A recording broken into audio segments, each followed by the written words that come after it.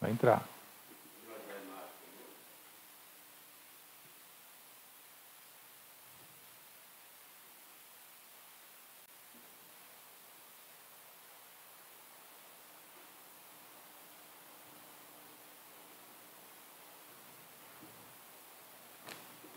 Olá, queridos, Deus abençoe sua vida, estamos ao vivo, nosso primeiro podcast, Minutos de Fé, que Deus abençoe sua vida em nome de Jesus.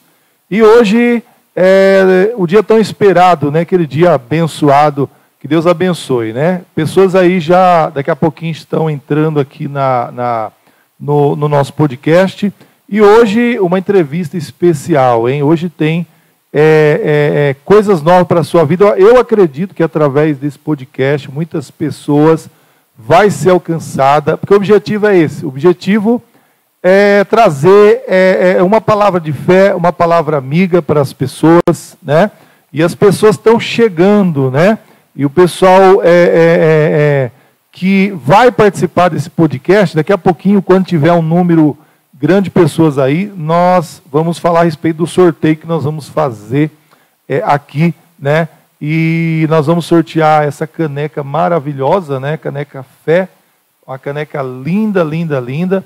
E todo mundo que participar do podcast hoje vai estar participando, vai estar concorrendo. Nós vamos fazer um sorteio aqui, né? O sorteio aqui dessa caneca, ok? O pessoal está chegando aí e que Deus abençoe sua vida. Eu sou Marcelo Bonfim, ok? Sou Marcelo Bonfim e vou estar aqui apresentando a vocês esse podcast. E hoje é o dia tão esperado, né?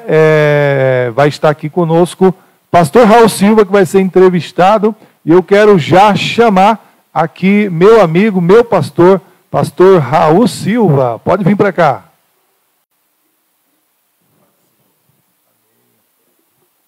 Glória a Deus. Pastor Raul, seja bem-vindo.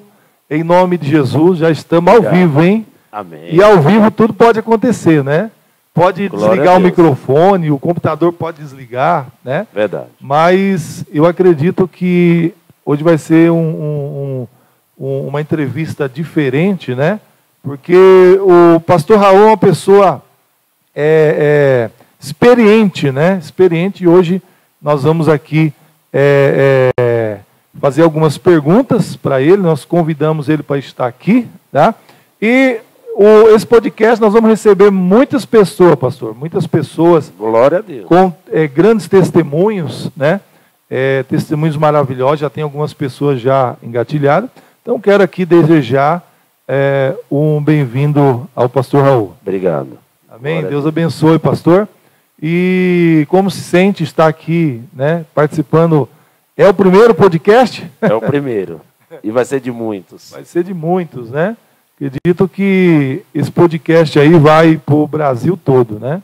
Vai para o Brasil todo. Deixa eu ver se não está estourando muito. O pessoal que está ouvindo aí, se quiser, né, responder aí como é que está, né, o áudio, né? Porque aqui é tudo ao vivo, tudo pode acontecer, né? Pastor Raul, seja bem-vindo. E hoje nós queremos conhecer um pouquinho, né, da sua vida. Eu acredito que o senhor tem muita história, né, para contar. Muita história. Já pensou em escrever um livro ou não? Já sim. Já? Já. E acredito Inclusive, nós vamos falar desse projeto, desse livro. De escrever o livro. Vamos sim. Hoje não se preocupa com o tempo não, ok? Então, a gente quer saber um pouquinho da sua vida, né? Como que foi a sua infância, né? Aonde o senhor nasceu, qual foi o estado que o senhor nasceu? Conta um pouquinho para a gente. Então, quero saudar todo o povo que está nos assistindo, uma boa noite, muita paz. Eu nasci na cidade de Itabunas, Bahia. Nasci em Itabunas. E eu sou filho também, meus pais todos nasceram nessa cidade de Itabunas, mas eu perdi minha mãe logo quando eu tinha 2 anos de idade, não tenho lembrança nenhuma. Então é órfão de mãe. Isso, eu perdi minha mãe, eu tinha 2 anos, não há lembrança nenhuma. Então meu pai, logo em seguida, casou né? Somos em 4 irmãos e foi uma vida muito sofrida. A gente pode estar entrando nesse assunto porque a história é longa, né? Conta aí um pouquinho pra gente, né? Passou fome, chegou a passar fome, dificuldade? Muita porque o meu pai, ele era trabalhador rural, trabalhava na roça, né? E ele não nos podia criar, então o meu pai nos entregou para a minha avó, né? Que é avó materna, e a gente foi morar na casa dos meus avós. Quando eu tinha 4 anos, eu fui para morar com meus avós com 2, com 4 anos, eu levei uma pancada de um animal na cabeça, do lado esquerdo. Eu fiquei mais de 8 meses na cama, sangrando pelo nariz, sangrando pela boca. O médico quase morreu. O médico que cuidava, que ia na roça cuidar, dizia para minha avó que a melhor solução era sacrificar, porque se eu vivesse, eu ficaria doido de pedra. Mas uma coisa, pastor Marcelo, ele acertou, porque eu sou doido por Jesus. E dá uma impressão assim de sacrificar quando um cavalo quebra a pata, né? Exatamente. Aí dá aquela impressão, vamos sacrificar, né? Exatamente. Nessa época aí tinha a cabeça muito... E minha avó, ela não era evangélica, ela era católica mesmo, praticante, né? Sim. Mas ela acreditava muito em Deus e falava que não, que só Deus poderia tirar a vida e que ela acreditava que eu ia melhorar e eu ia sair dessa. E aí, pastor Marcelo, entra a palavra de Deus. Porque em Jeremias, no seu capítulo 1, diz que Deus nos escolheu antes de nós sermos gerados. Isso quer dizer que Deus não me escolheu ali quando eu levei essa pancada, que eu ia ficar doido. Para você ter ideia, a cabeça até hoje ainda é um pouco amassada. Por isso que meu cabelo é um pouco mais alto. Porque se for raspar, por exemplo, dá para ver o buraco atrás da orelha. Então, sim, a pancada foi muito forte. Acabou nascendo de novo, né? Isso. Se o animal tivesse com ferradura, a cabeça teria estourado e não amassado. Porque, no caso, a cabeça foi amassada. Só amassou. Só amassou. Se tivesse com ferradura, teria estourado. E aí veio o primeiro milagre, porque os meus avós, a minha avó, por exemplo, porque eu também não lembro do meu avô, mas a minha avó, sim. Minha avó morreu com mais de 100 anos. E ela disse que era o único animal que estava na casa de farinha, porque animal gosta muito de mandioca, milho, sim, e era o único animal que estava sem ferradura.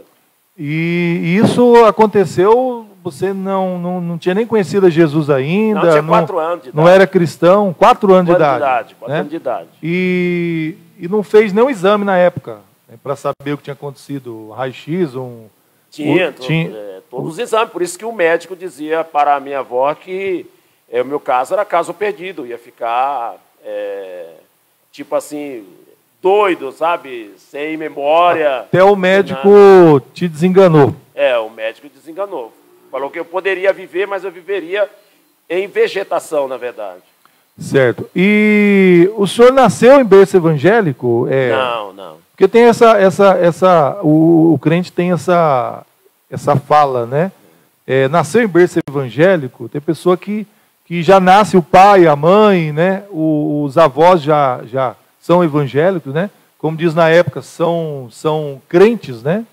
Então o senhor não nasceu em berço evangélico. O meu pai, ele era e é ainda, meu pai biológico, eu fui criado pela outra família, mas meu pai biológico, ele era católico também, praticante, ele tocava na igreja, então ele, o pouco de tempo que eu convivi na casa dele, ele fazia, não só eu, mas os outros irmãos também rezar, né? Sim. Rezar o Pai Nosso e rezar a Ave Maria, e eu achava um cúmulo fazer aquilo, ou ler a Bíblia, que ele forçava a gente ler a Bíblia, e também fazia a gente rezar o que ele rezava, com aquele texto, né? Que vai contando, não sei muito explicar, que eu nunca participei, depois que eu cresci, mas cada bolinha daquela é uma oração, né? Uma reza, como eles dizem, né? Então não nasceu em berço evangélico, não, né? E como que foi o encontro que o senhor teve com Jesus? Como que o senhor chegou a Jesus, né? Porque todo mundo tem alguém que leva, né? Isso aconteceu com quantos anos, né? Que você realmente conheceu a palavra e teve um encontro com Jesus. Como que aconteceu? O meu encontro com Jesus foi maravilhoso. Foi num tempo, acredito que é como hoje nós sabemos, é como se o inimigo tivesse abrido a cova e Deus tivesse fechado, fechou. Porque eu lembro que tinha um rapaz que ele sempre me chamava para ir para a igreja, e eu sempre dizia para ele que não. E aí, no Jardim Belval, aqui em Barueri, e tinha um campo de futebol que hoje até parece que é estádio, mas era aberto, todo mundo podia entrar. E tinha uma arquibancada, e ali a gente escrevia até o nosso nome. Aí onde eu sentava tinha o meu nome, sim. Aí tinha o nome de outras pessoas ali. E nesse dia, eu tinha comprado, hoje eu não como mais frango, mas eu comia, e eu comprei aquele frango que passa nos caminhões vendendo aqueles frangos vivos, sim, sabe? Sim. E a gente colocou para cozinhar, esse frango não cozinhava, era propósito de Deus. Parecia um galo, né? Não cozinhava. E aí passou esse tempo e a gente ia assistir um jogo. E não deu tempo de eu ir porque esse frango não cozinhava e houve lá uma briga, houve um tiroteio. Certo. E depois, quando eu desci lá, já de tardezinha praticamente, havia 2 marcas de bala exatamente no lugar que eu sentava. No lugar que estava escrito Raul, tinha 2 marcas de bala da briga que teve com tiroteio. Rapaz. Ou seja, se eu tivesse descido para assistir o jogo, eu nem estaria aqui hoje. Teria morrido. E quem que te levou para a igreja? Quem foi a pessoa? Que nem eu, por exemplo, né? Eu lembro da pessoa que me conduziu até Jesus, né? E você lembra dessa pessoa que te levou para a igreja? Então, lembro, mas eu não tenho lembrança nenhuma do nome dele, porque essa pessoa que me levou, não sei se seria até ético falar, claro que eu não vou citar nomes, eu não gosto de citar nomes, não sei nem se seria ético falar, mas como é bom que todos estão assistindo, às vezes, são cristão e não cristão, e as pessoas que não são cristãos, pastor Marcelo, eles têm uma visão como se todos crentes fosse verdadeiramente cristão, que todos crentes é fiel a Deus, e não é verdade isso. Então, tem muitos, por exemplo, católicos que são fiel a Deus, tem muitos espíritas que são fiel a Deus, da forma dele. O que eu quero dizer? É que nem todas as pessoas que são cristãos, eles são fiel a Deus e ele caminha na dignidade, no caráter, no moral. E essa pessoa que me levou para a igreja, ele não tinha esse princípio. Sim. Ele era evangélico, mas ele não tinha esse princípio em casa. Então, por isso que eu não me adequei muito a ele, ou de querer participar, porque eu ia na casa dele, por exemplo, e eu via as coisas que eram erradas. E eu fui criado com uma família que era muito rigorosa na criação. Você não podia gritar com a mãe, não podia gritar com o pai. Então, eu via ele agredindo a esposa ou gritando com a esposa. Então, aquilo não fez eu muito me aproximar dele. Sim. Mas ele era muito legal nas outras áreas de trabalhar. Ele me levou para alguns trabalhos que ele fazia. Então, ele me levava muito para a igreja. Então, isso eu consegui separar. Eu agradeço até a Deus e agradeço a ele também, porque foi ele que me levou para a igreja. Certo. E qual foi a igreja que o senhor foi conduzido na época, né? Que eu acredito que o senhor se converteu em que ano? Converti em 1992. 92, é bastante tempo, né? Está dando quando? Mais de 30 anos já ou não? 31 anos. 31 anos, né? Eu fui em 98, então o senhor foi antes do que eu. Foi antes. Foi antes. E o senhor lembra qual era a igreja que o senhor foi na época, né? Que nem, por exemplo, só antes de não querer interromper. Eu, na época, quando me converti, eu fui na igreja quadrangular, né? E acabei não ficando muito tempo lá. Acabei saindo, né, assim, fiquei um período pequeno, tá? Depois fui para as igrejas pentecostais, né? Mas eu me lembro que foi a igreja quadrangular, né? Eu tenho isso na mente, na memória, 1998, né? Pastor Carlos, que hoje cuida de uma igreja, né? E a igreja que o senhor começou a participar? Então, comecei, na verdade, voltando para esse irmão, ele tinha umas 8 credenciais. 8 Ele credenciais. tinha umas 8. Eu estou Participava do monte de igreja. estou falando que ele tinha umas 8, porque ele tinha mais. Então, ele tinha credencial da Deus e Amor, tinha da Assembleia, tinha de Quadrangular, Batista. Então, toda igreja que ele ia, ele tinha uma credencial. Cada igreja que ele ia apresentava uma credencial. Exatamente. Então, eu fui em muitas igrejas com ele, conhecendo igrejas. Então, fui muitos. Só que quando eu conheci um pastor, que é o pastor, também chamava João, e o meu último pastor, né, antes de eu ser presidente de um ministério, foi também pastor João, que é pastor João Benedito de Souza. Mas esse pastor João, ele era da Assembleia de Deus, ministério SFAD, que hoje é Madureira. Então, acabamos fazendo uma grande amizade, que eu ia na casa dele, a filha dele cantava demais, até gravou CD. Então, aí foi que eu comecei a fazer a obra de Deus. Mas nessa igreja, para você ter ideia, isso é muito importante falar, que muitas pessoas vão, às vezes, para a igreja pela dor, e é verdade.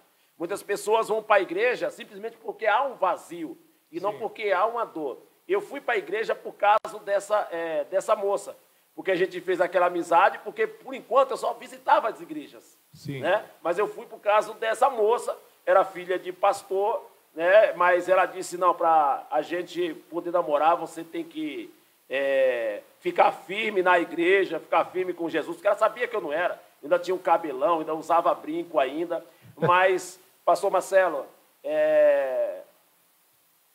eu posso dizer para você que uma visão de um homem de Deus faz a diferença na vida de qualquer um. Porque aquele pastor, mesmo sendo da Assembleia, e você sabe que há muitos anos atrás, era bem mais rigorosa do que é hoje, e ele não olhava para a minha aparência, não fazia crítica, ele nunca fez alguma crítica, e ele sabia que eu ia e fiz amizade por causa da filha dele, mas ele não fez nenhuma crítica, até porque, com certeza, ele tinha criado a filha dele bem criada, tanto é que ela casou na igreja, né, bonitinho, como manda o figurino, mas ele não fazia nenhuma crítica, ele me recebeu com amor e com carinho. Porque o senhor está me dizendo que na época o senhor tinha o cabelão grande, né? Tinha o cabelo comprido. Tinha o cabelo grande e brinco, é isso? E brinco. Era dos dois. Só de um lado. De um lado só, né? Só de um lado. E acredito que, para a época, né? Para a época, eu acredito que o senhor deve ter recebido muito preconceito.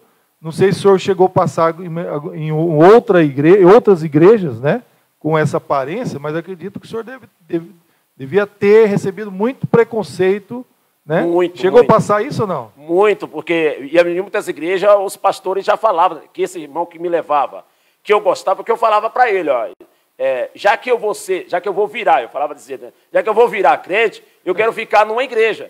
Então, a gente visitava todos. E quando eu falava com o pastor, a primeira coisa que ele falava era que eu teria que cortar o cabelo, que eu teria que tirar o brinco. Então, eu já pensava comigo, já que eu tenho que chegar aqui e eu tenho que cortar o cabelo, eu tenho que tirar o brinco, então eu não vou ficar aqui nessa igreja. Não quero esse negócio de crente, não. Né? Eu quero ser crente, mas com brinco.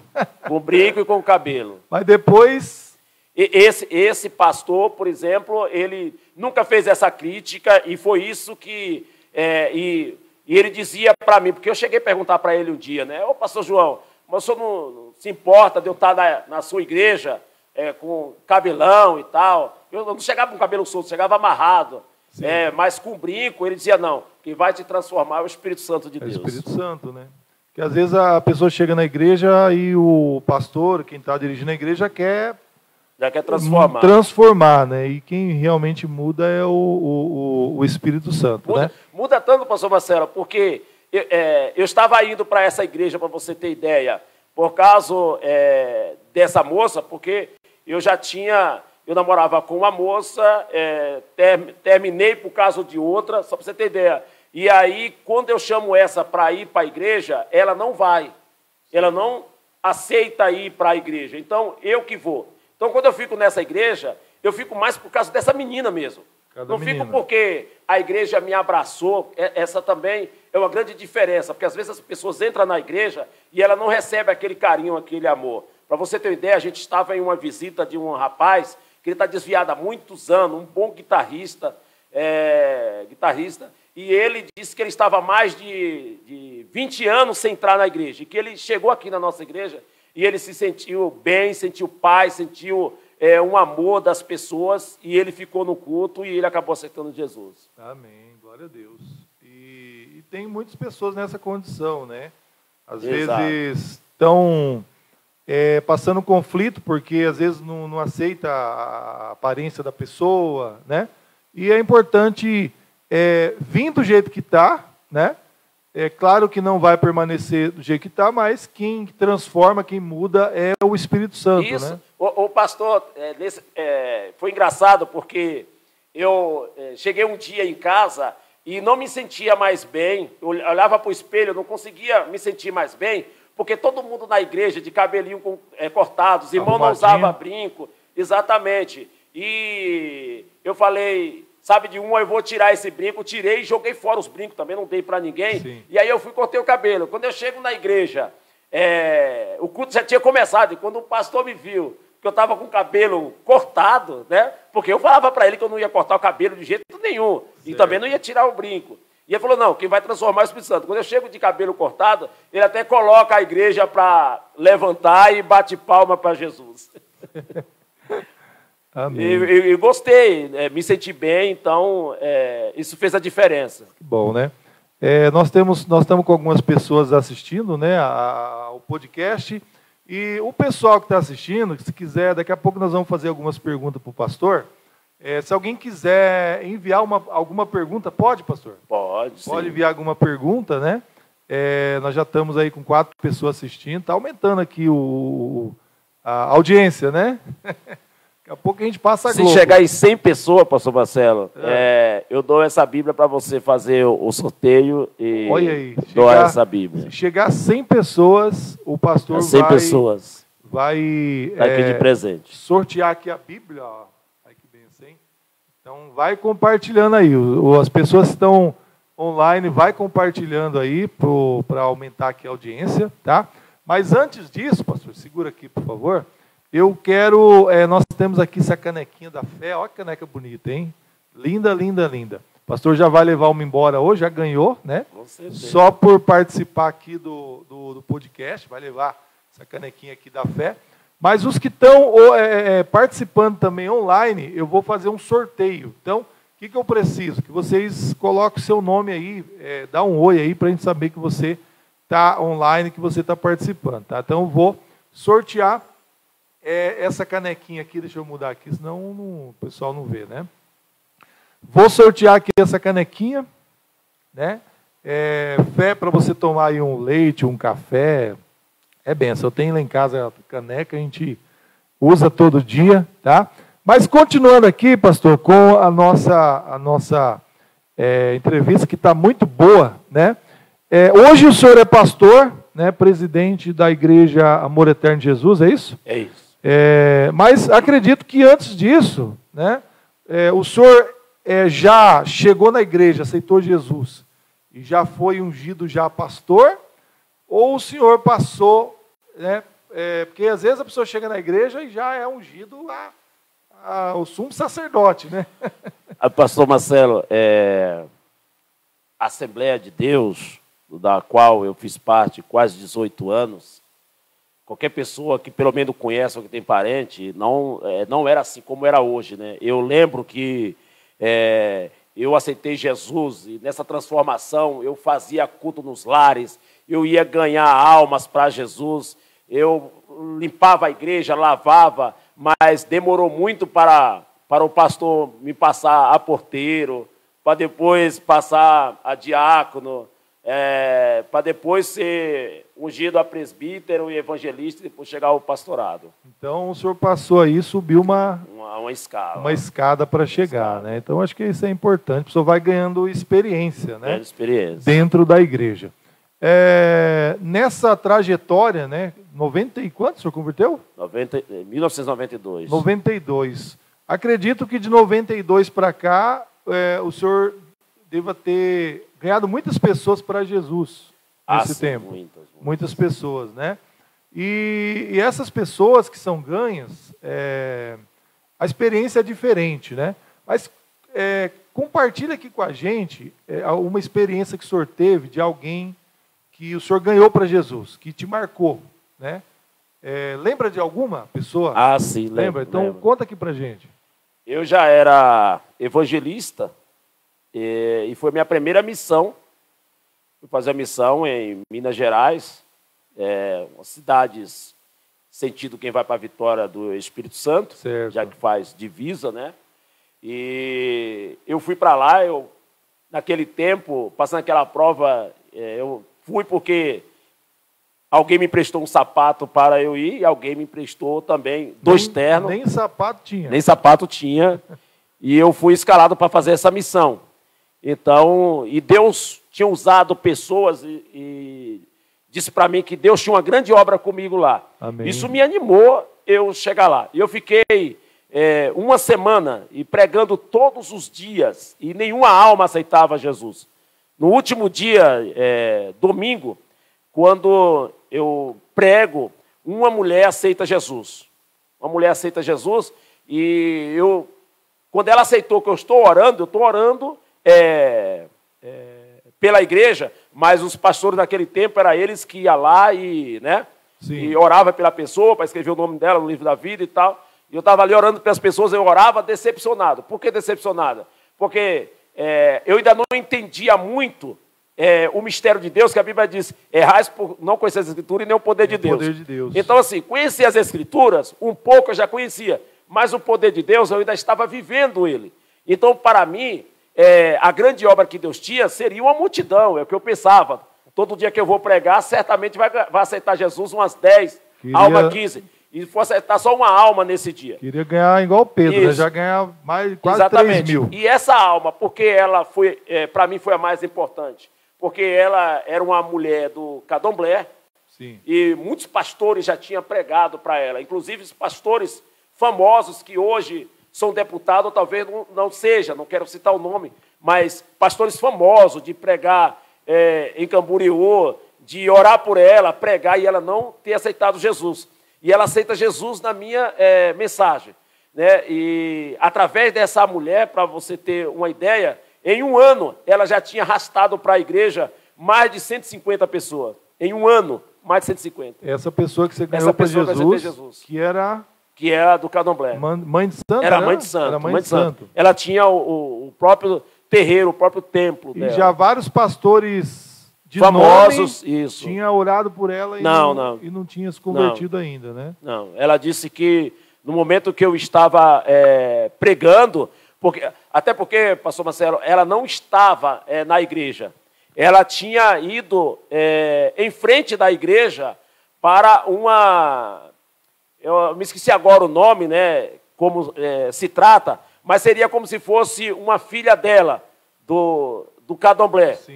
E aí ela começa a ouvir a palavra que eu estou pregando. Então, ela chega, fica um pouco ouvindo, e depois ela se chegou até a porta, e depois ela entrou e aceitou Jesus. O senhor chegou a passar pela macumba ou não também? Antes de... Sim, na Bahia dificilmente um pregador, um pastor, ou seja lá quem for, não tem passado. Mas eu ia mais para o terreiro, por exemplo, até despacho eu já levei para a encruzilhada. Mas eu ia mais por quê? Para comer, porque tinha comida. Se eu participava de Caruru de São Cosme e Damião, pela comida, pela a vida sofrida. Mas passei sim. Porque na macumba lá tem muita comida, né? Agora, pastor Marcelo, permita-me dizer uma coisa que é muito interessante. Eu não acreditava nada disso. Eu ia pela comida. Se eu fosse levar, por exemplo, um despacho, porque me esqueci como é que dá o nome agora da pessoa que leva o despacho para a encruzilhada. Então você tem que chegar lá com o despacho, você tem que colocar bonitinho, você tem que ter o local da encruzilhada que você tem que colocar. Não é de todo jeito, você não pode derramar. As velas, por exemplo, que se leva, porque se você olhar na encruzilhada, vocês vê as velas lá, branca, preta e vermelha. Então, a pessoa que está levando é quem vai montar o banquete para o inimigo. E eu não fazia isso. Eu não fazia isso. A bebida que era para deixar para ele, eu levava para a gente fazer batida com amendoim para meus amigos, que até porque eu não bebia cachaça. Uhum. E o dinheiro porque a gente recebia para levar, mas eu não montava a mesa para ele. Então, o inimigo certamente já tinha raiva de mim. Então, na macumba pequeno. tem um camarada que é responsável para levar o montar a mesa e colocar lá na encruzilhada, colocar as velhinhas tudo ajeitadinha, a bebida. Essa eu não sabia, não. Até o dinheiro, porque... Antigamente colocava dinheiro, né? Você recebe o dinheiro para ir lá levar, que não é de graça, mas tem um dinheiro lá, porque depende da obra que o macumbeiro está fazendo, né? O pai de santo ou a mãe de santo, se for em questão financeira, vai dinheiro lá. Então, esse dinheiro também eu passava a mão. E hoje não acha mais dinheiro aí. Não. Não acha dinheiro mais em macumba, não, né? Não Antigamente colocava, né? Eu já vi muita gente falando que pegava dinheiro de macumba, né? Eu nunca... Eu não acreditava tanto, pastor Marcelo, e acredito que era Deus que me guiava para isso, que teve uma... Eu não vou dizer o nome, porque se eu falar o nome dessa macumbeira, certamente todo mundo ali em Itabuna, Ilhéus, Jussari, Camaquã, Ibicaraí, Porto Seguro, que ela era muito conhecida, mas muito mesmo. O salão dela, na cidade de Jussari, por exemplo, era enorme, então não vou dizer o nome por ética. Sim. Porque alguém pode conhecer e ela também já não vive entre nós. E ela fez um trabalho, e ela fez um boneco, por exemplo, e esse boneco estava cheio de agulha, e eu tinha que enterrar no cemitério, porque quando você está levando uma pessoa para ser enterrada, o defunto, como você entra? Você entra com os pés ou com a cabeça? Pela cabeça. Porque quem vai na frente, né? E aí você enterra. O boneco eu teria que levar diferente. Era em um caixão que fizeram de madeira, colocaram o boneco dentro, cheio de agulha, e eu tinha que entrar, por exemplo, carregando diferente, e teria que enterrar também diferente como eram as outras covas, porque cova geralmente ela é feita ali, não é uma, digamos, na horizontal e outra na vertical. Então teria que enterrar diferente, e eu não faço isso nesse dia. Sim. Eu chego no cemitério, eu tiro todas as agulhas dessa boneca, e do outro lado era um matagal, e eu tiro a agulha desse boneco. Eu não era cristão, não sabia nada de Deus. Sim. Mas eu tiro as agulhas desse boneco, e eu jogo o boneco do outro lado do mato, que tinha um matagal, né, do cemitério, e joguei a boneca do outro lado do matagal, e não enterrei como foi me ordenado a fazer. Aliás, eu não fazia nada, né, do que me mandava. Só fazia pelo dinheiro e pela comida. Fazia o contrário, rapava o dinheiro do despacho. Isso. Então ia lá, por exemplo, essa mulher ela fazia trabalho também de magia negra, e tinha trabalho de descarrego, por exemplo. Então a pessoa ficava num quarto escuro, não tinha luz. Sim. Não tinha luz. E era eu que tinha que alimentar essas pessoas que ficavam lá, e teria que dar banho também nessas pessoas. Então a pessoa não via a luz do sol, não via nada, não tinha TV, não tinha nada, ficava naquele quarto escuro e teria que fazer isso. Essa era a parte mais difícil, porque era eu que tinha que ir no mato, por exemplo, era 7 banhos de tipo de espinho. Então, todo dia eu tinha que tirar um espinho diferente, ferver essa água e dar banho nessa pessoa. Depois desses 7, seria 7 tipos de rosas diferentes. Né? Então, tinha que ir no mato e tirar também todos esses tipos de rosa, ferver e poder dar banho nessas pessoas. Essa era a parte mais difícil. Eu estou percebendo aqui que o senhor tem uma história grande aqui que a gente está resumindo, né? Resumindo. Porque se a gente for contar tudo aqui que o senhor já viveu, né? Mas prosseguindo aqui, que o papo está bem legal.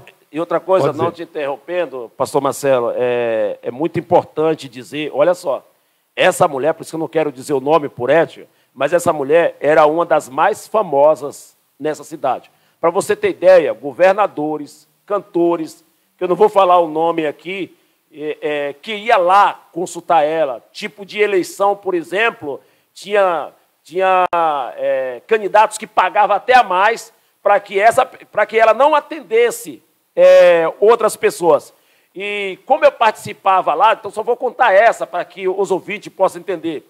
teve uma época que ela estava sem dinheiro, ela precisava precisava reformar o salão dela, e o que é que ela faz? Ela me leva junto, eu estava presente, ela me leva, era tempo de sol, né? Então estava morrendo animais, ela me leva em uma fazenda, e nós enterramos farofa,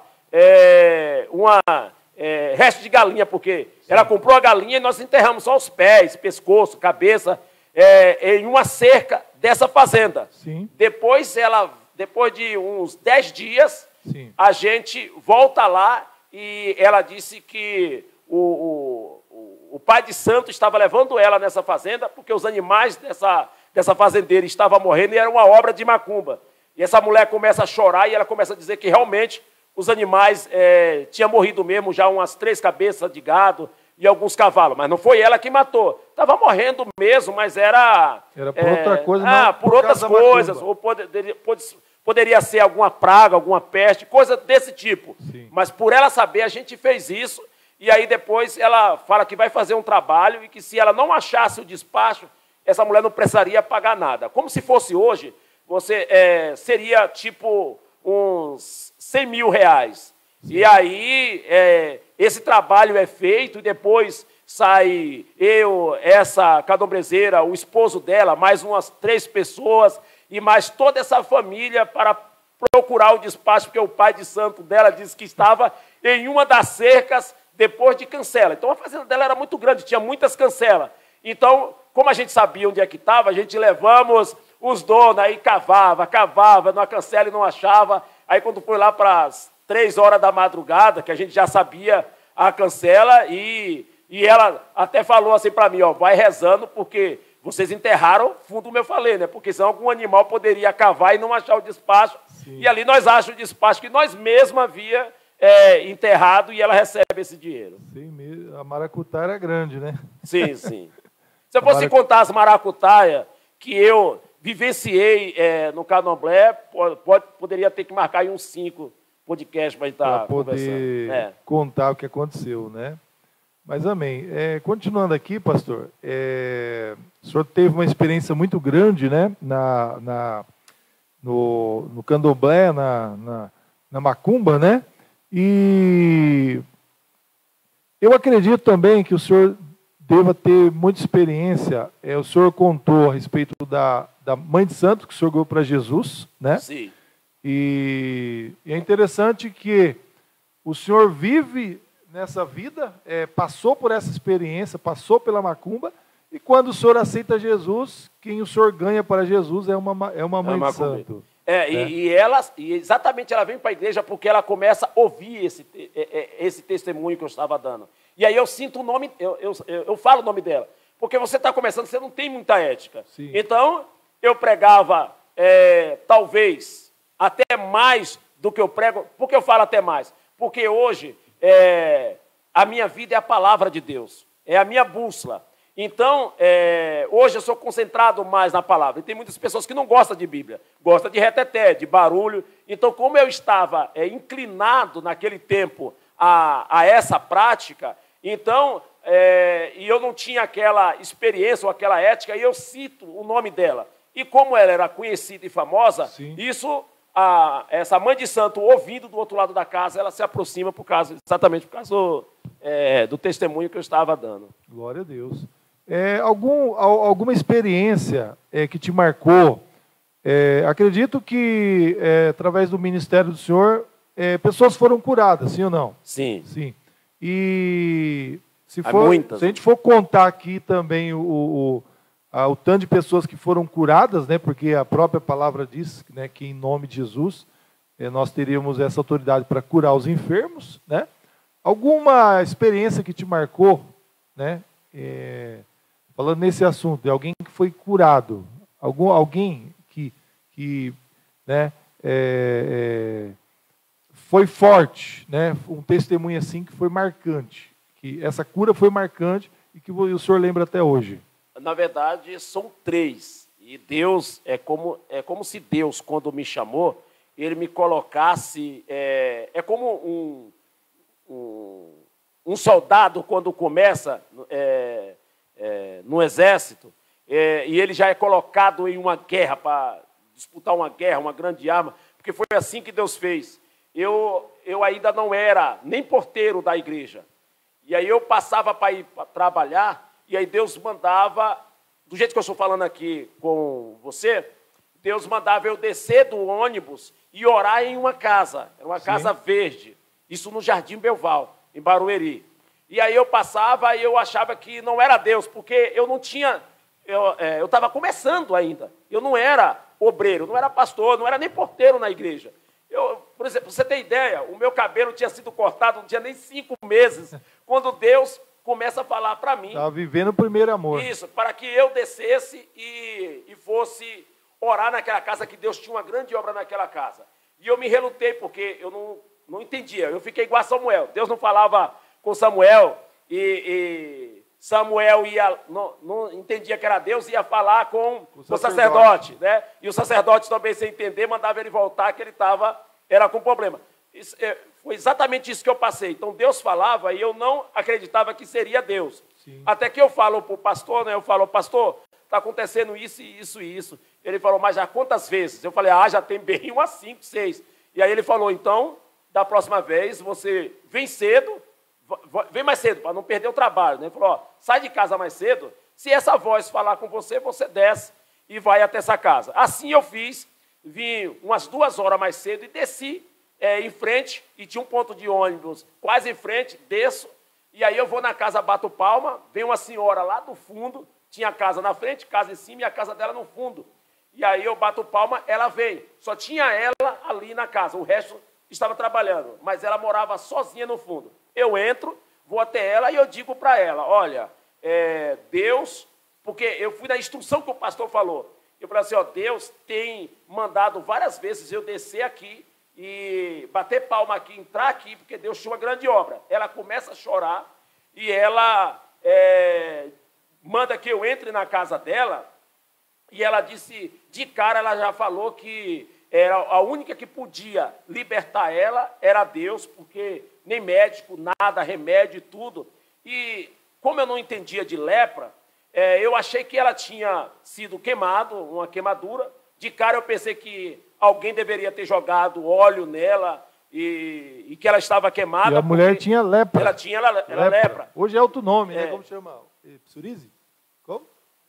Hanseníase. Hanseníase. Antigamente era lepra, hoje é hanseníase. Era lepra. E aí eu não sabia, porque uma pessoa leprosa mesmo, parece que ele foi queimado e fica descendo sempre um líquido, né, do rosto, isso descia do rosto dela, descia também assim dos braços, ela estava de lepra. Por isso que ela estava morando lá. Ela disse que muito tempo ninguém nem entrava lá, ela era isolada.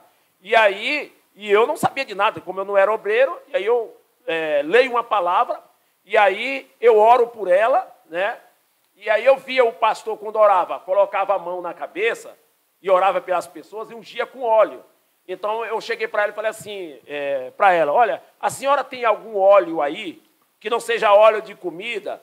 Aí ela disse, eu tenho parece como se fosse um doutorzinho, sabe? Aquele doutorzinho. Aí, mas o cheiro não estava bom. Aí eu fiquei pensando, o óleo da igreja tem outro cheiro diferente. Aí eu perguntei para ela, a senhora não tem um perfume, um desodorante aí não?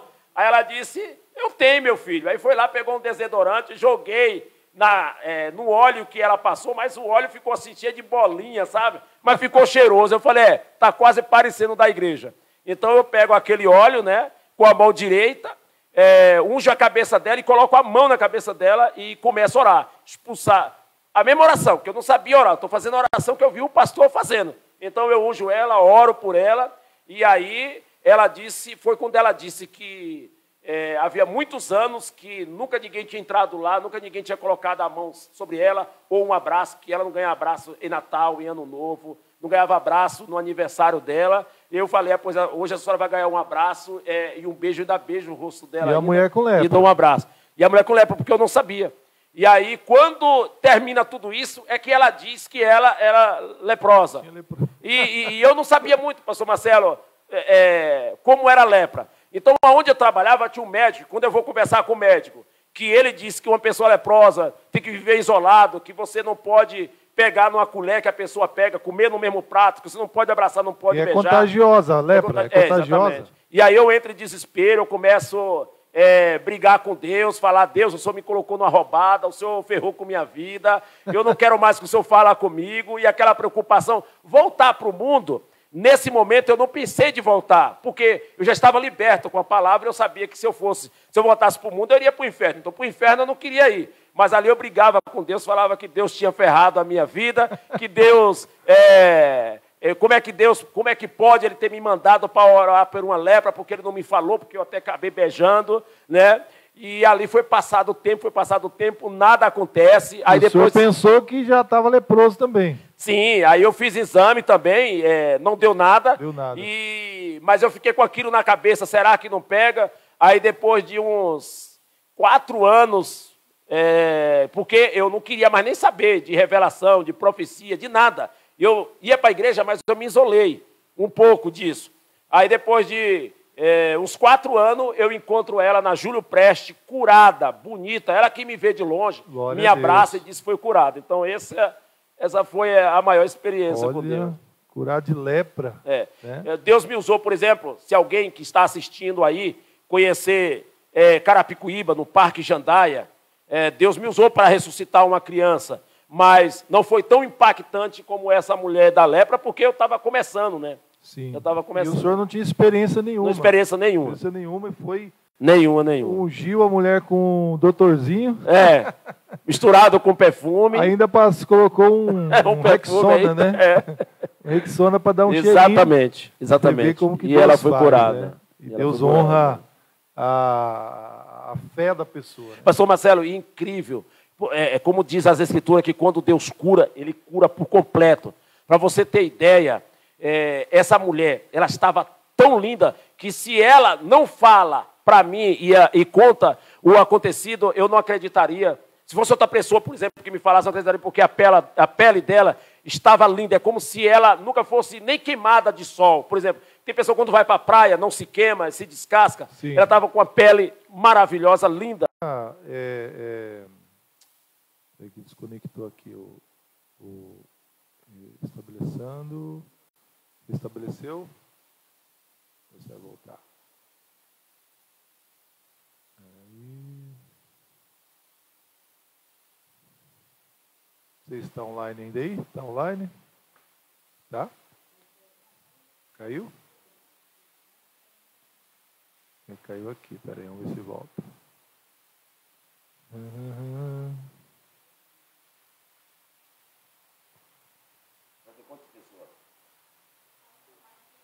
Entra 2. Peraí.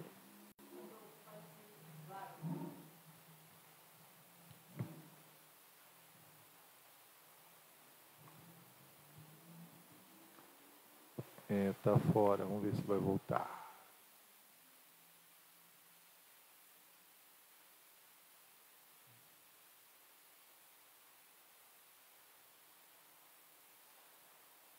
Tá fora do ar, né? Tá?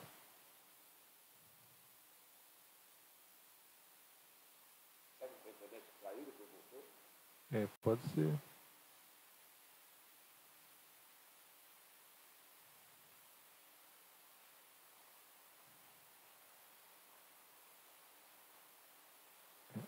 Só se a gente voltar, interromper aqui, a gente volta. A outra câmera aqui também não está entrando. Vamos ver se... Talvez a pausa. Pausa para o suco?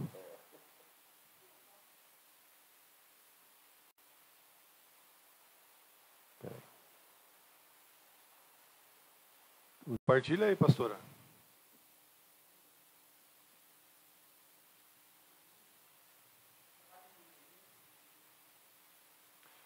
Olá, querido, estamos de volta. Tivemos um problema técnico aqui, mas o podcast está de volta, né? Hoje nós estamos aqui com o pastor Raul Silva, contando a sua história de vida, contando aí o seu testemunho que Jesus fez. Hoje o pastor Raul Silva é presidente da igreja Amor Eterno em Jesus Cristo, né? Nós estávamos aqui falando, né? Quem não assistiu a primeira parte aí pode estar assistindo, está aqui na página. A gente entrou com essa segunda parte aqui para a gente finalizar aqui o nosso podcast. Pastor hoje é presidente da Igreja Amor Eterno em Jesus, né? E eu acredito que todo pastor quer que todo mundo venha para a sua igreja, né? Por que hoje, qual o motivo e por que qual o diferencial dessa igreja, né? O que o senhor tem a dizer a respeito da igreja Amor Eterno em Jesus, onde a igreja está? Faz aqui o merchandise, né? Aleluia. Pastor Marcelo, Deus, ele sempre disse para mim, eu sempre usou muitos vasos, muitos profetas. Às vezes Deus está na igreja, Deus chega até ali, sujo do trabalho, por exemplo, e Deus usar pessoas para falar que Deus tinha um rebanho e ia colocar nas minhas mãos para que eu fosse responsável por eles. Então Deus usou muitas pessoas. Relutei bastante para não fazer. Mas Deus ele foi preparando e colocando tudo no seu devido lugar. E eu sempre dizia que para abrir uma igreja e ser igual a não ser diferença, ou não fazer diferença, não valeria a pena a gente abrir. É óbvio que se você fosse falar todos os projetos dessa igreja, o tempo não daria. Mas o que eu posso dizer, a igreja evangélica Amor Eterno em Jesus, tem um versículo aqui, eu quero deixar até para os ouvintes, que está escrito no livro do profeta Jeremias, no capítulo 31 e o verso de número 3, que diz: há muito que o Senhor me apareceu dizendo, porquanto com amor eterno te amei, por isso com benignidade te atraí. Então Deus fala aqui de um amor eterno. Então o amor de Deus, ele não é um amor passageiro, ou um amor que começa hoje e termina o ano que vem. O amor de Deus é eterno. E eu sempre falava para Deus que se fosse para mim abrir uma igreja, que teria que ser uma igreja evangélica e que o amor fosse eterno, não apenas na placa, mas que fosse no dia a dia, até a volta do Senhor, fosse uma igreja que realmente não só pregasse o amor, mas viver. Porque é muito fácil pregar o amor. As passagens que falam de amor são as mensagens mais simples e mais fáceis de se pregar. É como dizer para uma pessoa, olha, eu te amo, gosto muito de você e te admiro. Mas às vezes a pessoa não ama, não gosta e não admira. Então, mesmo assim, dentro da palavra. Então, pregar sobre amor é muito fácil, mas viver o amor, ele é muito difícil. Então, e eu queria que já que Deus queria essa responsabilidade na minha vida, eu queria abrir a igreja dentro desse versículo, que ela pudesse viver essa palavra aqui que acabamos de ler. O amor de Cristo, né? Porque hoje o que nós encontramos muito é pessoas machucadas, né? Pessoas revoltadas com a igreja, pessoas que não querem ir mais, porque teve uma experiência ruim, né? Naquela igreja, naquele ministério, nós vamos citar nome aqui, por ética, né? Mas muitas vezes a pessoa teve uma experiência ruim, né? E realmente hoje é preciso sentir esse diferencial. A pessoa chegar, se sentir bem. E realmente as pessoas que têm chegado à igreja Amor Eterno de Jesus, elas têm sido bem recebidas, né? Qual que é a receptividade que fala, né? Qual que é a receptividade que as pessoas recebem lá na igreja? Olha, são maravilhosas, são das melhores, porque as coisas ruins que eu vivi em outras igrejas, pastor Marcelo, não vou citar o nome por ética também. Por exemplo, eu já cheguei em igreja que eu entrei ali como Zé Ninguém e saí como Zé Ninguém, né?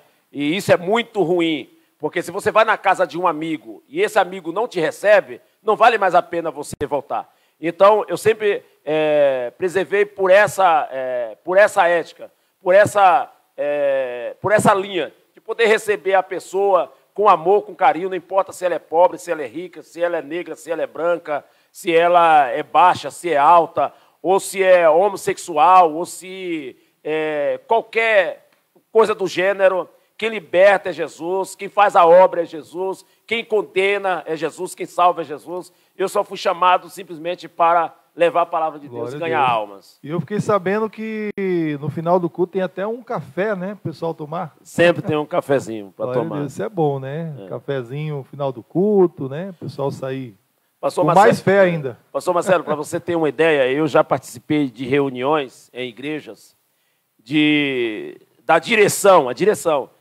dizer assim, olha, quantos membros vocês perderam nesse primeiro, ou às vezes no segundo semestre, e da gente falar assim, perdemos aí 15, mas ganhamos 20 para Jesus. Tá ótimo, maravilha. Perdemos 15, ganhamos 20. Estamos com saldo de 5. Mas essas pessoas que saíram da igreja, essas pessoas eram fiéis, dizimistas, era essa primeira palavra, isso já me batia aquela maior tristeza. E quando a gente respondia, porque não poderia mentir, até porque tenha lá, né, o registro de quem dá o dízimo e quem não dá. Então, quando eu falava, olha, eles não são dizimistas, de vez em quando dá uma oferta, a ordem que nós recebíamos era essa. Então, deixa isso quieto, que isso aí é problema, vamos atrás de quem abençoa a igreja. Quer dizer, o dízimo era mais importante do que a alma da pessoa. O dízimo era mais importante. Então, uma igreja evangélica, Amor Eterno de Jesus, ela não tem dízimo. E uma coisa que eu preciso deixar claro, pastor Marcelo, não é que a pessoa deixar de dar o dízimo é pecado, ou dar ou não dar é pecado. É preciso entender. E já que eu estou citando, eu preciso também citar a Bíblia, porque possa ter muitos pastores ou pessoas de outra igreja. É justamente essa pergunta, né, que nós colocamos aqui, para não interromper no pastor, dízimo, né? Eu ouvi muito isso em muitas igrejas, né? A gente vai muito visitar muita igreja para fora, e a gente ouve muito isso. Quem não paga dízimo vai para o inferno, né? Porque eu ouvi muito isso, né? Também já porque ouvi. Você está roubando a Deus, que quem rouba, os ladrões não vai entrar no reino de Deus, né? O pastor deve ter ouvido muito isso. E essa é a pergunta, né? Quem não paga dízimo vai para o inferno, sim ou não? Pastor Marcelo, é óbvio que não. E é preciso entender, porque se tiver algum teólogo nos assistindo, é maravilha, porque o que eu vou dizer aqui foi o que ele aprendeu na faculdade teológica. Na Bíblia, ela existe o texto e o contexto. Então, explicando numa prática, o que é o contexto? Quando a gente se aprende na faculdade. O contexto são 5 versículos antes e 5 depois. O contexto. Por isso que fala contexto. E aí você vai pegar os outros versículos para trazer para aquele texto que você está lendo. Então, quando você pega o livro de Malaquias, por exemplo, só uma palhinha, e eu estou falando palavra para teólogo, não estou nem falando para pessoa que não é leigo no assunto, estou falando para teólogo, porque é isso que nós aprendemos na faculdade. E o pior não é que nós aprendemos, é a verdade. Né? Teologia é conhecimento de Deus, da sua palavra. Então, quando você pega o livro de Malaquias, o capítulo 1 e o verso 1, diz assim: peso da palavra de Deus contra Israel pelo intermédio do profeta Isaías. Ou seja, então se o livro ele começa lhe dando um contexto, ele começa dizendo para quem está sendo destinado o livro. Era para Israel. E para Israel, exatamente. Quando vamos lá para Malaquias capítulo 3, o verso de número 8 diz assim: roubará o homem a Deus, todavia vós me roubais, e dizeis em quem te roubamos? Nos dízimos e nas ofertas alçadas. Verso 9: com maldição sois amaldiçoado, porque a mim me roubar, sim, toda esta nação, e não nações. Se o texto aqui, do versículo 9 de Malaquias 3, falasse nações, eu estaria mentindo, porque a Bíblia não pode se contradizer. Então, se o livro de Malaquias começa dizendo peso da palavra de Deus contra Israel, ou seja, contra uma nação, por intermédio de Malaquias, se o versículo 9 dissesse, roubará o homem a Deus, todavia vós me roubais, e dizeis em quem te roubamos, nos dízimos e nas ofertas, com maldição, sois amaldiçoado, porque a mim me roubais. Sim, todas as nações, a Bíblia ela se contradizeria nesse versículo. porque o livro começa dizendo para uma nação. Então não poderia fazer uma cobrança para nações, e sim nação Israel. Então, era uma palavra específica para Israel. Para Israel. Exatamente. Né? E o capítulo 4, pastor Marcelo, interessante que ele termina dizendo que tudo aquilo que ele estava falando é para Israel. Porque o texto diz assim, trazei o dízimo à casa de ouro para que haja mantimento em minha casa. Né? E hoje a preocupação dos pastores, né, é que como a igreja vai sobreviver se não tiver dízimo, né? Porque é o medo de todos os pastores hoje. Como é que vai pagar o aluguel? Como é que vai pagar as contas? Como é que vai pagar, né, as dívidas da igreja se não tiver o dízimo? Né? Se o dízimo foi instituído para Israel, né, era uma prática para Israel, porque até mesmo a divisão, os levitas não recebeu herança, né? É isso? Exatamente. Os levitas não recebeu herança e os levitas viviam do dízimo, é isso? Capítulo 18, quem está nos assistindo aí, pode pegar a sua Bíblia, até aconselho. Eu não gosto muito da Bíblia linguagem de hoje, porque distorce o verdadeiro, distorce, porque a língua portuguesa também é muito rica, então às vezes muda, né, o sentido da palavra. E quando muda o sentido é muito ruim. Mas nesse texto aí, numa Bíblia linguagem de hoje, vai entender. O que é que acontece, pastor Marcelo? É necessário entender que o dízimo ele era lei. Ele era lei. Não era uma graça, ela era lei. Por que Deus aplica essa lei? Porque Deus tira o povo do Egito. Então o povo eles eram escravos lá. Eles não tinham terra, eles não tinham casa, eles não tinham nada, né? E ele sai do Egito e Deus faz uma promessa, que é a terra prometida. E a terra prometida está lá no número 18. A terra prometida não é dividida para as 12 tribos de Israel. É como se você tivesse 12 irmãos e o seu pai agora morre, porque o livro de Hebreus disse que para um testamento ter validade, precisa morrer o testador. Então imagine que você é 12 irmãos e agora o seu pai parte dessa vida e ela deixa uma herança para 12. Já que é 12 irmãos, tem que receber os 12. Sim. A tribo de Levi, ela é reservada. E por que a tribo de Levi? Porque muitos também já me perguntaram, ou às vezes perguntam, por que Deus escolhe a tribo de Levi? Por que não escolheu, por exemplo, a tribo de Judá, já que Jesus é o leão da tribo de Judá? Deus escolhe a tribo de Levi para fazer a obra, para ser sacerdote, para ser sumo sacerdote, porque quando o bezerro de ouro é feito por Arão, e quando Moisés desce do monte, Moisés ali quebra as duas tábuas do testamento que Deus havia escrevido, né? Tanto de um lado como do outro. Então você vê a igreja, tem as tábuas ali feitas para colocar na igreja e só tem escrita de um lado. Não. Lá havia escrita tanto na frente como no fundo, exatamente, dos dois lados. E ele quebra. E quando ele quebra, e ele derrete ali aquele bezerro de ouro, mistura com água e faz os que estavam adorando beber. Na verdade, eles bebem aquilo que eles estavam adorando. Até porque a Bíblia disse que o Deus de muitas pessoas é o ventre. O que acontece? Quando Moisés, no outro dia, diz para o povo, olha, aquele que queira servir a Deus, venha para este lado, ou seja, venha para cá. Só a tribo de Levi se levanta para ficar do lado de Deus.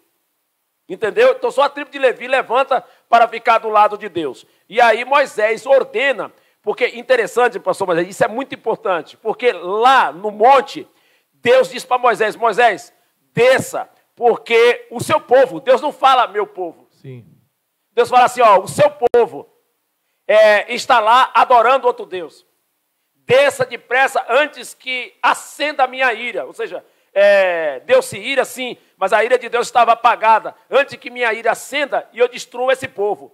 É lá que Moisés diz para Deus, olha Senhor, em outras palavras, né, se o Senhor destruir esse povo, sabe o que o povo lá do Egito vai dizer? Olha, esse Deus é um Deus destruidor, porque tira o povo do Egito e agora leva para destruir no deserto. Isso Moisés falando para Deus. Sim. Então Deus não destrói esse povo. Se for destruir, então tira o meu nome do livro da vida. Isso acontece lá no monte. Moisés falando com Deus. Olha que ousadia Moisés tem para falar com Deus. Ou seja, se você for olhar o texto como Moisés fala com Deus, é como se Moisés estivesse falando, não da altura do mesmo Deus, mas ele fala com ousadia, ele fala com conhecimento. E aí ele fala, não destrua o teu povo que tu tirasse da terra do Egito. Ou seja, então Deus diz que o povo é de Moisés, Moisés diz que o povo é de Deus. Então quando Moisés ele desce e ele destrói aquilo, então só a tribo de Levi, como eu já expliquei, fica do lado de Deus. Então Moisés manda que a tribo de Levi, que aqueles que não se convertessem, do seu mau caminho, que fosse morto à espada. E a tribo de Levi obedece, matando quase 3.000 pessoas da família das outras tribos, para que a ira de Deus fosse cessada. Então a tribo de Levi, ela passa a ser a tribo que Deus escolhe para ser sacerdote, sumo sacerdote. Então Deus determina, está lá em número 18. Então Deus determina que a tribo de Levi não teria porção, que a porção de Levi seria a porção de Deus, que eles não teriam terra, que eles não teriam, eles não iam ter direito à divisa da terra. Herança. Exatamente. Que o direito dele, a herança dele, seria o dízimo. Todos os dízimos que trouxer ao Senhor será determinado aos levitas. E aí quando Malaquias repreende Israel, é porque Israel não estava devolvendo o dízimo que era direito da tribo de Levi. Da tribo de Levi, exatamente. Os levitas. Os levitas. Né? Hoje, por exemplo, para os nossos dias, o Novo Testamento, igual diz, a igreja precisa entrar recurso. Amém? Isso. Qual que é a forma hoje da pessoa contribuir na igreja? Antes de responder isso, pastor Marcelo, faz necessário eu voltar de novo, porque isso aí depois fica no YouTube ou alguma coisa. Sim. Isso que eu estou falando para teólogo que estudou, não estou falando para pessoas... falando para pessoa do alto escalão. Eu estou falando porque muita gente que é dizimista está ouvindo a live, né? Aí a pessoa vai parar de dar o dízimo, vai parar de contribuir. Israel, pastor Marcelo, faz também se necessário, Israel para de dar o dízimo, não é porque eles eram mal, porque se tem umas pessoas que são fiéis dizimistas, são israelitas. Alguém que conhece um israelita, por exemplo, no Brasil, sabe que eles pegam os seus dízimos e eles levam para Israel. Então, eles eram fiéis dizimistas. O que acontece? Que eles não estavam sendo mais fiel e eles estão roubando a Deus. Quando Israel é levado para escravo para a Babilônia, a determinação de Deus é 70 anos que ele fique lá exatamente como escravo. Então, lá não tinha altar para que alguém que pecasse, matasse um animal, lá não acontece isso. Então o que acontece? Eles param de fazer, os levitas, eles param de ter essa função, porque eles estão lá como escravo. Tudo bem, eles construíram casa, formaram família, mas essa prática, essa ordenança, melhor dizendo, vou mudar aqui a fala, de prática para ordenança. Essa ordenança de Deus, ela cessa nesse período. O que acontece? Quando eles voltam, eles deveriam voltar, né, praticando, dando dízimo para os levitas. Tanto é que, como não tinha mais essa prática, não sei, todo mundo aqui com certeza está assistindo, tem os escribas. Os escribas foram criados pelos levitas nesse tempo. Como não tinha mais essa lei para que eles fizessem, então os levitas, né, criaram os escribas. Quem eram os escribas? Eram aqueles que escreviam as escrituras. Então eles multiplicavam, era como se fosse uma gráfica. Uma gráfica não produz a Bíblia. Sim. Então os escribas era levita também, tá? Que produzia a palavra para dar para qualquer chefe de família. O problema, pastor Marcelo, é que quando eles voltam para Deus, quando eles saem do cativeiro, ele deixa de obedecer o que Deus havia ordenado. E a lei de Deus era que o dízimo era aliança perpétua, aliança de sal. Quando ele fala de sal, não é para a igreja ficar levando sal para a igreja. Aliança de sal que Deus está dizendo, que seria uma aliança que não seria corrompida, mas isso para Israel. Então, como eles deixam essa ordenança, e os levitas agora passam a passar fome, os levitas passam a não ter dinheiro, passar necessidade, e agora os levitas, se você olhar o livro de Malaquias, os levitas estavam fazendo até coisas erradas para sobreviver. E aí é onde Deus chega e diz para eles que ele estava roubando a Deus. E aí repreende o povo. Exatamente, né? Porque o dízimo era para ser levado para Deus e todos os dízimos que era oferecido a Deus seria dado aos levitas. Voltando àquela pergunta, hoje, a igreja da nossa atualidade, né? De que forma a pessoa deve contribuir hoje? Porque a pessoa, ela está numa igreja, ela tem que contribuir naquela igreja. Exato. Né? Porque às vezes tem muita gente assistindo a live agora, acha que fala, não vou mais dar mais nada na igreja, não vou levar mais oferta, né? Não vou contribuir mais, porque o pastor está dizendo que não tem mais dízimo, que não sei o quê. Então, qual é a forma hoje da pessoa contribuir? Primeiro, eu preciso fazer, não uma correção, mas dizer para as pessoas que dão o dízimo, que o dízimo não como o dízimo é uma lei, pastor Marcelo, e não uma graça, é uma lei.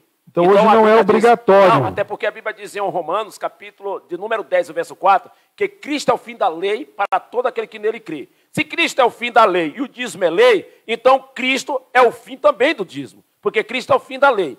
Agora, o dízimo já não é mais obrigatório, mas se alguém, por exemplo, quer dar o dízimo, que dê.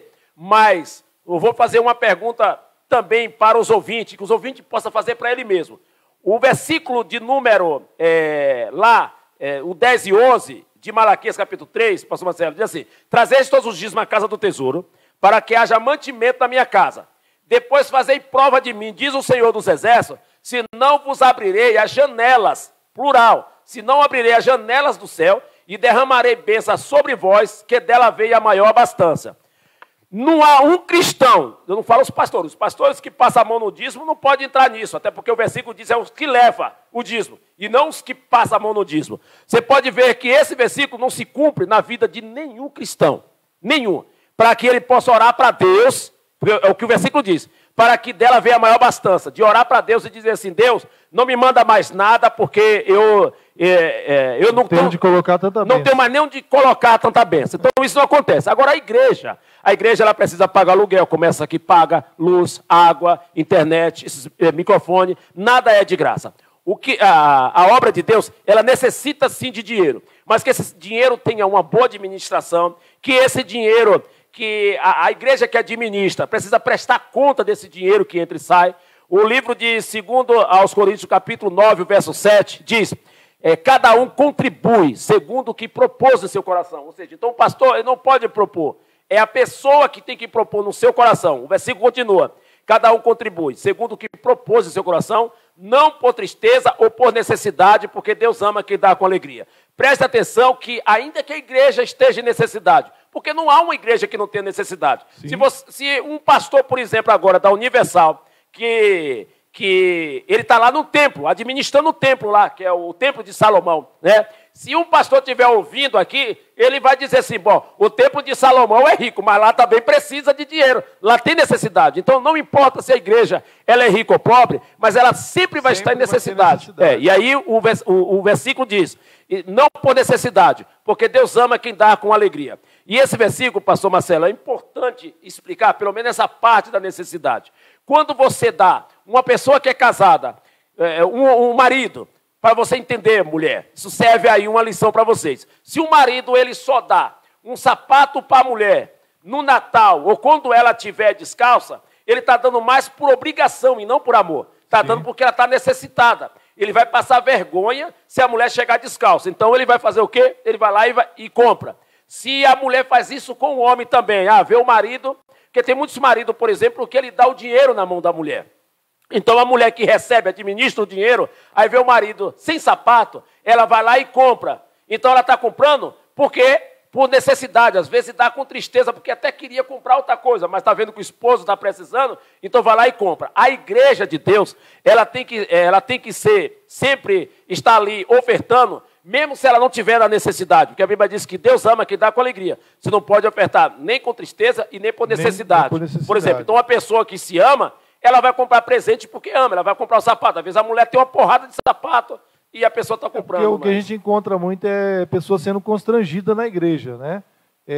Eu já vi até pessoas falando: eu estou passando por isso porque o devorador está na minha vida, né? E às vezes acaba mal interpretando. Mas assim, pastor Marcelo, por exemplo, se o devorador ele entra na vida daquele que não paga o dízimo, porque a palavra diz, ela não pode se contradizer. Sim. Se eu prego, por exemplo, que se a pessoa que não paga o dízimo, o devorador entra na vida da pessoa, ou seja, o devorador tinha que estar primeiro na minha.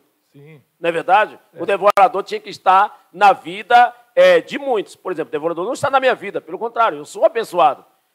por exemplo, a Igreja Cristã do Brasil, por exemplo, ela não cobra dízimo e é a terceira igreja mais rica. É a terceira igreja mais rica, não só do Brasil, mas também de muitos países. E não paga aluguel, né? Não tem templos ela próprios, tem o próprio templo não tem próprio dízimo. E ela não cobra dízimo. Eu tenho, não falta a memória agora, mas tem muitos pastores já no Brasil de igrejas enormes, grandes, Sim. que adotaram, não tem mais dízimo. Né? A igreja cristã do Brasil, e eu não estou falando mal, eu estou citando o nome, porque eu não estou dizendo nada que possa ferir Sim. a imagem dela. Ela tem 4 tipos de oferta, que é a oferta para ajudar as pessoas mais pobres, a oferta de manter o templo e assim vai. Então, nessa parte, ela é perfeita. Não tem o dízimo e sobrevive. E sobrevive. Né? Então, a desculpa aqui que se não tiver dízimo a igreja fecha, isso não funciona. Não, a porta que Deus abre, ela não fecha. É um assunto muito extenso, né? Esse assunto, se nós for ficar aqui, a gente vai ficar a noite inteira sim. falando, né? Mas a gente já ouviu muitas que tem um demônio que nem o nome de Jesus repreende, né? Que é o devorador. Pastor, todos esses ensinamentos aí, eu desafio qualquer pastor, mas não vou aceitar ter um debate com um pastor que ele não tenha um curso teológico e conhece de Bíblia. Mas esse tema de dízimo e oferta... Na verdade, por que a gente defende? Porque a gente sempre ouviu isso, né? Sim. Que se você não dá o dízimo, o devorador vai entrar na sua vida. Aí você pega uma pessoa rica que nunca deu o dízimo, e aí? Pois é. Né? O cara é rico, tem carro importado na garagem, né? O cara tem uma fortuna e ele não dá o dízimo. Então, quer dizer... Era para o devorador estar na vida dele, não está. Então é uma coisa que entra em contradição. Você tem ideia, pastor Marcelo? Jesus, ele nunca cobrou o dízimo. Eu fico, às vezes, até triste como é que a pessoa pega o texto que Jesus disse lá no capítulo 23 de Mateus: "Ai de vós, escribas, fariseus, hipócritas." Primeiro Jesus, você vê que Jesus cita primeiro os escribas. Por quê? Porque os escribas tinham a palavra. Era eles que escrevia, reproduzia. Então ele diz: "Ai de vós, escribas, fariseus, hipócritas, que dizimais da hortelã, do endro e do cominho, e desprezais as coisas mais importantes da lei." Porque o dízimo é lei, então ele diz, está desprezando as coisas mais importantes da lei, que é o amor e a misericórdia. Fazei essas coisas sem desprezar as outras. Aqui, ele não está cobrando o dízimo, até porque Jesus não poderia cobrar o dízimo, porque a determinação de Deus foi para a tribo de Levi, e Jesus faz parte da tribo de Judá. Então ele não poderia cobrar. Jesus, é necessário entender, pastor Marcelo, isso é muito importante também, que no capítulo 5 de Mateus, Jesus é claro em dizer: olha, eu não vim destruir a lei e nem os profetas, eu não vim aberrogar, mas vim cumprir. Por quê? Porque se Jesus não cumpre a lei, ele não poderia ser, Romanos 10, verso 4, ser o fim da lei. Ora, se você vai daqui, por exemplo, para a Bahia, final da Bahia, e você está aqui em São Paulo, digamos que você vai por Minas Gerais, então você vai ter que pegar aqui a BR 381, que é a Fernão Dias, sim, sair de Belo Horizonte, depois pegar a 116 para que você vai para a Bahia. Então você vai chegar ao fim. Então você tem que passar uma trajetória. Jesus não poderia ser o fim da lei se ele não cumpre a lei. Sim. Então Jesus, como homem, nos nossos tempos, ele foi o único que cumpre a lei. Ele cumpriu toda a lei. O dia certo de ser apresentado. Jesus foi circuncidado, por exemplo, mas ele não prega, a Bíblia, o Novo Testamento não prega para que a gente seja circuncidado. Até porque o apóstolo Paulo diz lá no livro de Gálatas que se você quiser ser circuncidado, você precisa cumprir toda a lei e você tem que se desligar de Cristo. Que da graça você tem que ser caído. Mas Jesus, ele foi circuncidado. Então Jesus precisava cumprir a lei, e Jesus cumpre. Jesus, ele paga impostos. Jesus, ele deu dízimo. Com certeza Jesus deu o dízimo. Por Sim. quê? Porque Jesus tinha que cumprir a lei. Sim. E era uma lei, o dízimo. É lei de Deus, determinação de Deus. Amém. A gente vai encerrar esse assunto aqui, né? Que é um assunto bem extenso mesmo, tá? E nós vamos com mais uma pergunta e a gente finaliza, ok? Dando as considerações finais, né? Uma coisa que eu ouvi do senhor uma vez, faz um resumo, né, aqui dessa pergunta, para a gente ser mais rápido, já estamos passando um pouquinho do horário, e uma coisa que eu ouvi do senhor até mesmo numa pregação, né? Os humilhados serão exaltados? É uma frase que a gente ouve muito, né? Os humilhados são exaltados, porque você está sendo humilhado hoje, Deus vai te exaltar. O que o senhor diz a respeito disso? Então, para os ouvintes que estão assistindo, se eles encontrar um versículo, pode entrar até no Google, né, e procurar. Se eles encontrar um versículo dizendo que os humilhados serão exaltados, vai ganhar R$100. 100 não? 100 não. Esse versículo não existe. Pega o celular a Bíblia disse que os que se humilham serão exaltados. Se você pegar lá, segundo os Crônicas, capítulo de número 14, diz que se o meu povo, que se chama pelo meu nome, se humilhar e não ser humilhado. Não há versículo, por exemplo, que diz que os humilhados serão exaltados. Não. É quem se humilha para Deus é que é exaltado. São os versículos extra-bíblicos, né? Extra-bíblico, exatamente. É um versículo que não tem, né? É igual aquele versículo que fala assim, o povo costuma dizer assim, né? Como que ela... deu um branco agora. Eu vencerei e vós vencereis também, né? Eu venci o mundo e vós vencereis também. Esse vós vencereis a gente acrescenta. Inclusive eu estou escrevendo um livro que tem por tema o que os homens dizem que a Bíblia não diz. O que os homens dizem que a Bíblia não diz. Que a Bíblia não diz. Exatamente. Eu gosto muito de... Então, não tem os humilhados serão exaltados. É quem se humilha. Até porque, pastor Marcelo, imagine se a Bíblia diz que os humilhados serão exaltados. Para Deus te exaltar, você precisava ser humilhado por alguém. Né? Então, para que você fosse exaltado. Então, você não estaria dependendo de Deus. Você está dependendo de outra pessoa. E para ser abençoado, você depende de Deus em você. É você e Deus. Ou seja, por isso que está escrito que aquele que se humilha a si mesmo será exaltado. E aquele que se exalta a si mesmo será humilhado. Será humilhado. Amém. Quero agradecer a participação do pastor Raul Silva. Amém. Amém. A igreja Amor Eterno de Jesus está onde? Que cidade? Está localizada na Rua Maranhão, número 195. 195. 195. Fica que cidade? Jundiaí. Várzea Paulista. Várzea Paulista. Então, Rua Maranhão, 195, Várzea Paulista, bairro Vila Popular. Vila Popular, né? Estão convidados para... Nós temos culto, por enquanto, dia de quinta-feira, das 19h30 às 21h30 e aos domingos às 7 horas, às 19 horas. E a partir do mês que vem vamos estar tendo o culto com as irmãs, a partir também das 19h30. A partir do mês que vem haverá culto terça-feira. Amém. Deus abençoe, pastor Raul. Agradeço pela participação aqui do nosso primeiro podcast. Amém. Né? Eu que agradeço. Você que tem uma história aí, você que tem uma história marcante, né? Você pode estar entrando em contato conosco, né? A gente vai marcar com vocês. Na próxima semana aqui nós vamos ter mais alguém sendo entrevistado, né? Cada semana alguém aqui com uma história, né, de vida, de fé. Hoje nós aprendemos muito aqui com o pastor Raul Silva, né? Nossa fé foi edificada, né? Esse podcast vai ficar lá gravado. Depois as pessoas poderão estar assistindo, né? As pessoas que não acompanharam agora, vai poder estar assistindo no nome de Jesus. Amém? Então eu deixo aqui, ó, quem deixar um comentário aí, eu vou depois pegar o nome, não tenho nenhum comentário aqui ainda, mas eu vou sortear aqui essa linda caneca Fé, né? Para você tomar o café, tomar o leite, né? Tomar água, como nós estamos tomando aqui, tá?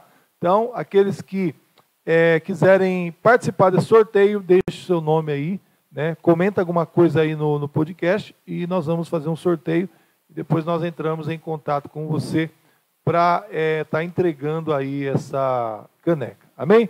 Pastor Raul, obrigado. As considerações finais. Eu que agradeço. Deus abençoe a todos que estão participando desse podcast. Amém. Obrigado a todos. Em nome de Jesus, ficamos aqui e desejamos aí a você a paz do nosso Deus, a paz do Senhor Jesus. Amém? Que Deus possa te dar um final de semana aí excelente na presença do Senhor nosso Deus. Que Deus abençoe a sua vida em nome de Jesus. Deus abençoe.